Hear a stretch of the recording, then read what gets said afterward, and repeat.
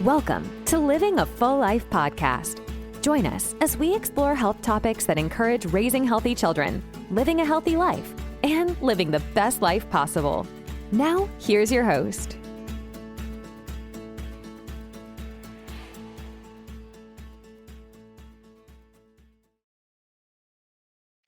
Hey everyone, welcome to another podcast of Living a Full Life. I'm Dr. Enrico Dolce-Corey, and this week we're going through the food pyramid. You may have heard of the new food pyramid that was just announced by the Department of Health in the government, and there's some changes. Most of us grew up with the old food pyramid, and most of us are more inflamed, insulin resistant, and overweight than ever. So the question is, did we follow it wrong? Or was it wrong to begin with? The old pyramid was carb heavy and calorie focused. I remembered it, and I'll pull it up on the screen here in a second in case you're watching on YouTube. But if you remember the old food pyramid, it was stacked on the bottom with grains, breads, whole grain, pasta, rice on the bottom of the food pyramid.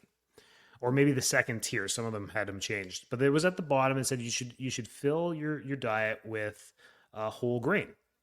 Then the second one was fruits and vegetables, so fruits, vegetables, and grains. And then up at the second to the top was dairy, eggs, milk, and your proteins, your beef, chicken, fish, shrimp. And at the very top it said limit refined sugars like sodas, hamburger. I remember seeing the hamburger and pancakes at the top when I was a kid. So if you remember that, that's how this pyramid was built from the bottom to the top. Grain heavy, fruits and vegetables, and to the top, and very calorie focused. It was told to watch your calories, and that's where the 2,000 calorie guidelines came out.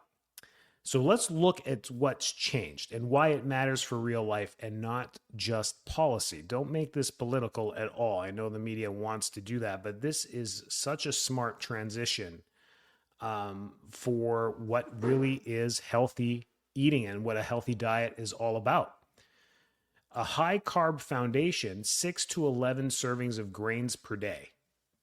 The old one treated all carbs as equals. Bread was equal to quinoa. Quinoa was equal to sugar. Sugar was equal to rice. Rice was equal to brown rice.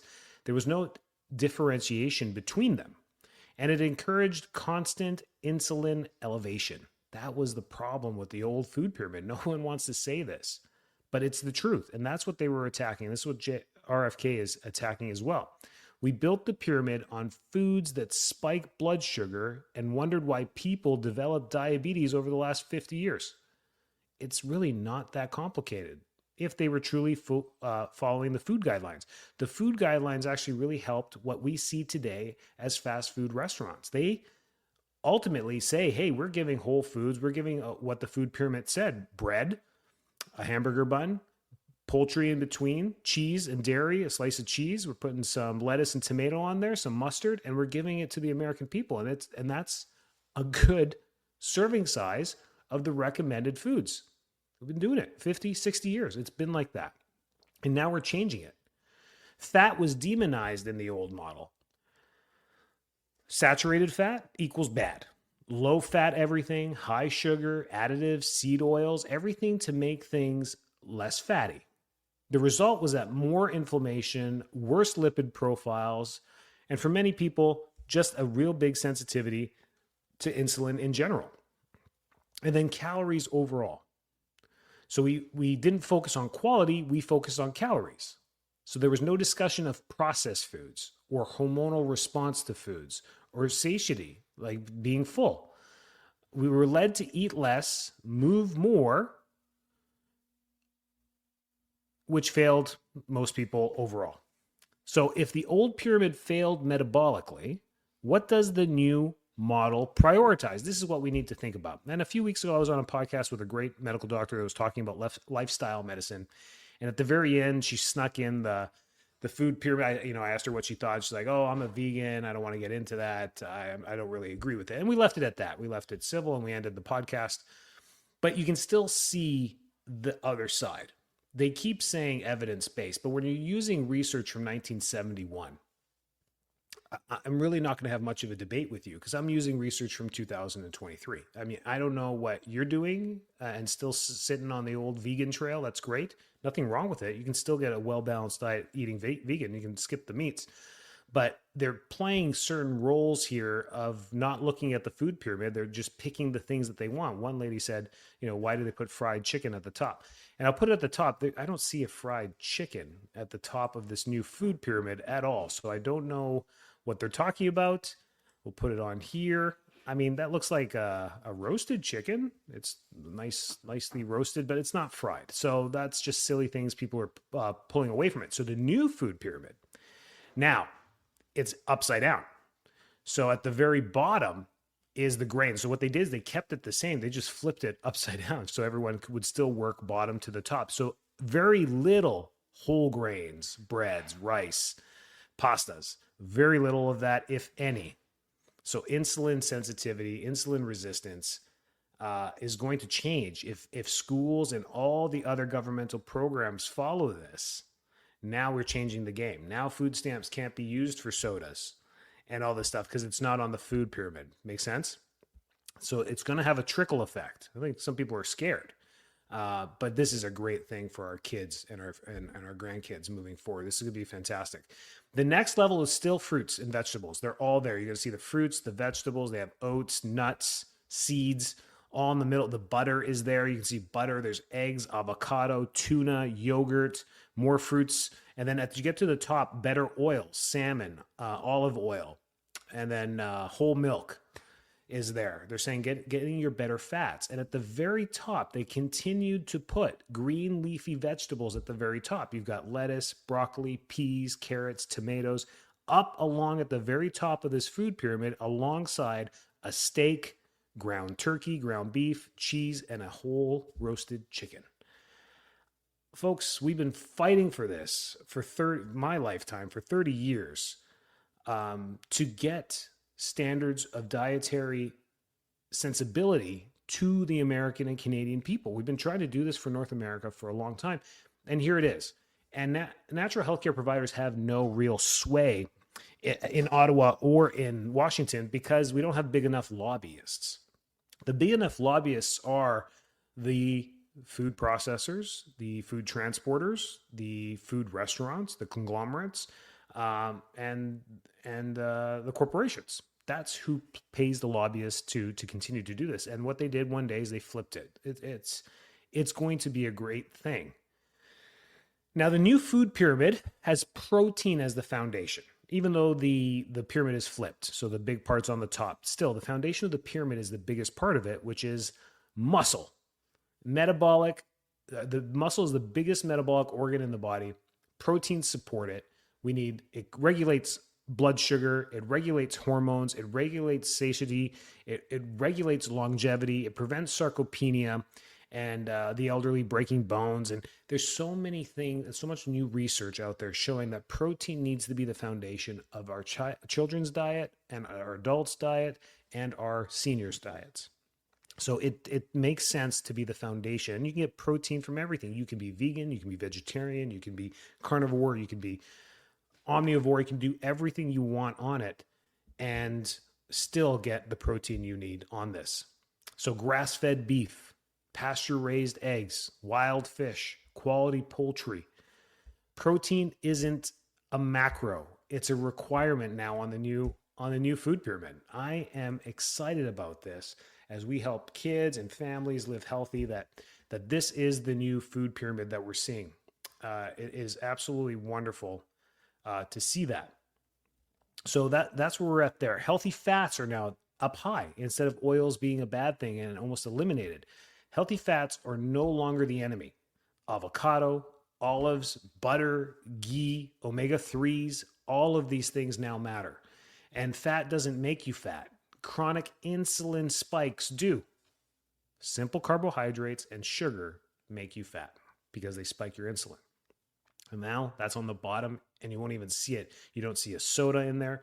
There was a soda in the last one and a hamburger, a cheeseburger at the very top. That's not even on the food pyramid. They're saying don't even eat it. That's what we need to teach our kids. And that's really important. As an adult, you can make whatever choices you want. But For our kids, they need to learn this in the public school system. They need to learn this, that this is the foundation to a healthy dietary way of life. Carbs are now secondary. They're activity dependent. If you read the guidelines on the new food pyramid, based on activity, the more activity you do, the more carbohydrates you need. And they have to be quality driven. Good carbs, fruit, root vegetables, squash, rice for active people. Otherwise, we're skipping that. This isn't an anti-carb food pyramid. It's anti-excess and anti-processed. And I can stand behind that 100%. Do not read between the lines on social media. Do not, anyone can spin any statistic they want. They can say that chicken looks fried at the top. It's not a fried chicken. They can say, there's too much meat profile on there. There's too much oil profile on there. They can say whatever they want coming in from the vegetarian side, the vegan side, whatever, the animal cruelty side, whatever they want to say on that, that's fine. But it doesn't deter from the scientific evidence that the new food pyramid is the way humans should be eating in the modern century. Why the new model works better is that it's related to outcomes. It's related to outcomes and how we live our life.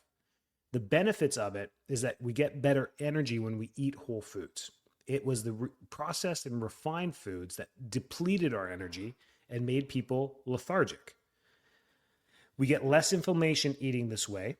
We get easier fat loss for the Americans, and we get better hormone regulation and overall better gut health because now we're eating whole foods that supply the flora of the gut with what they need, with the variety of fruits, vegetables, and proteins that they need.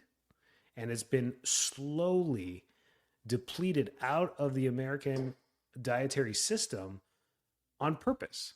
If you've noticed, even eating at these restaurants, these conglomerates, the portion sizes of protein have continuously decreased and the price has continually gone up.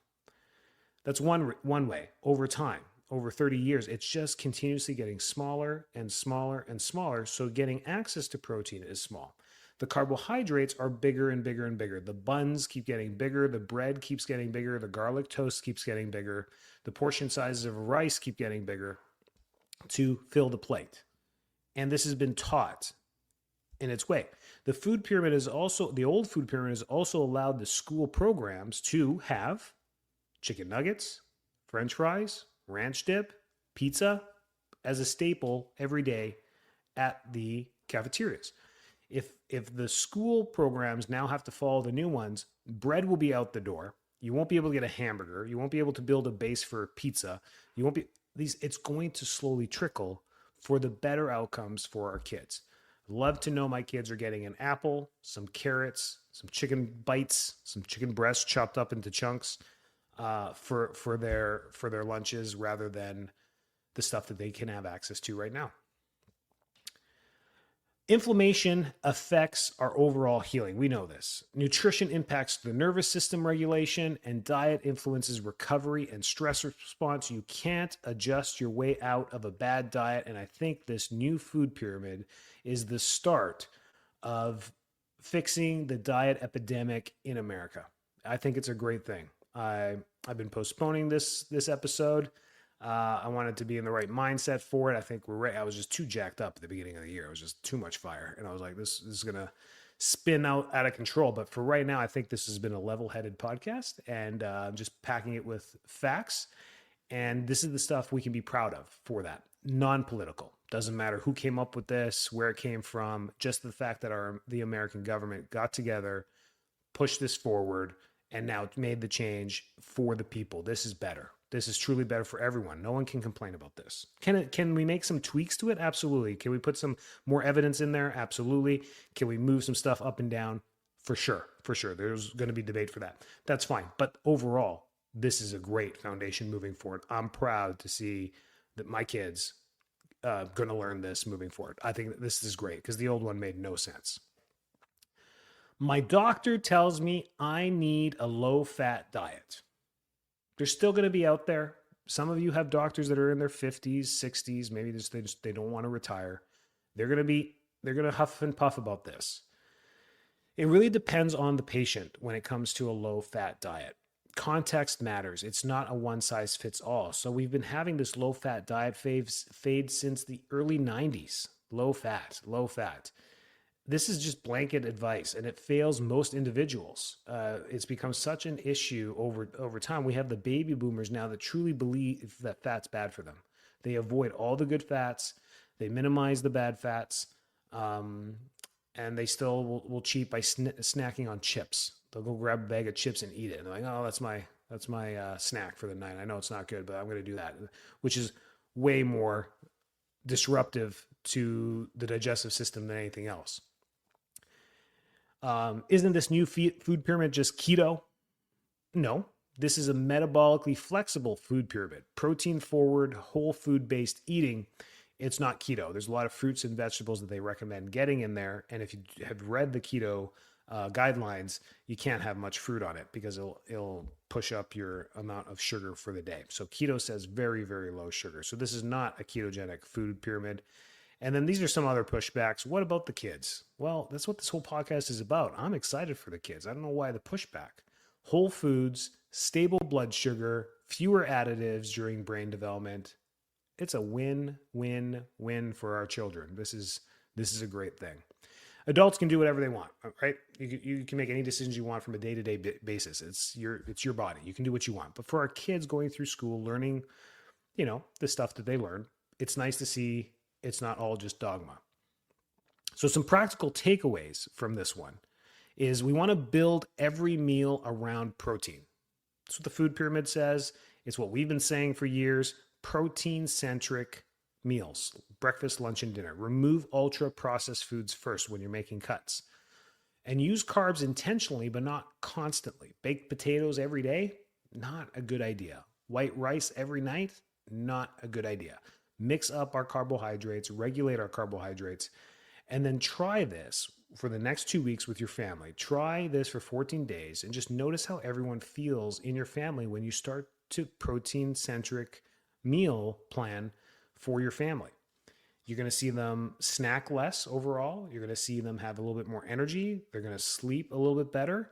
And maybe it's anybody in the family that has a little bit of inflammation, you're going to see it gradually decrease with this. It's a great challenge for you to try with you and your families. Living a full life isn't about restriction. It's about alignment. And the new food pyramid aligns better with the human physiology. So share this episode with people. I'm sure everyone's heard about the new food pyramid, but if they've had questions, maybe this is one that you can share. You can just send them a link to the episode. Maybe they can listen to it. We keep these things under 20 minutes. And they get a few clues from this and be like, oh, maybe this is a good thing. It's definitely not a political thing. RFK tried to run independently. This was his big vision. If he did win, long shot for an independent to win. If he did win, this was going to be his go-to, the health of America, healthy kids moving forward. And I think it was just great that he teamed up with the Republicans and said, hey, if I do win, I would like to be part of the health ministry. And they were like, yeah, absolutely. That sounds good. And that's why he is where he is right now. That was always his mission. So keep him out of the BS politics. But he's out there, evidence-based. We've been fighting for this stuff. We support it. A lot of us support it. More doctors support this. Doctors from across all industries support the new one than they do the old one. Most of them agree with it. So the ones that don't are just still have some type of bias to something that they don't believe is right. They, red meat causes cancer. That's a blanket statement. Grass-fed beef, grass-finished beef, organic beef does not cause cancer, stomach cancer, colon cancer, or anything like that. That's not true. Processed meat, deli meat, nitrates, preservatives, salamis, like these types of stuff, they do. Overuse or consumption of that can lead to intestinal and colorectal cancers for sure. But that blanket statement doesn't work if you're eating whole foods. So take that. Enjoy the episode. Enjoy the week. Stay well, stay healthy, and we'll catch you next week on Living a Full Life podcast. Thanks so much for tuning into this episode of Living a Full Life podcast. If you're enjoying the show, please feel free to rate, subscribe, and leave a review wherever you listen to your podcasts. That helps others find the show, and we greatly appreciate it. Thanks again for tuning in, and we'll catch you in the next episode.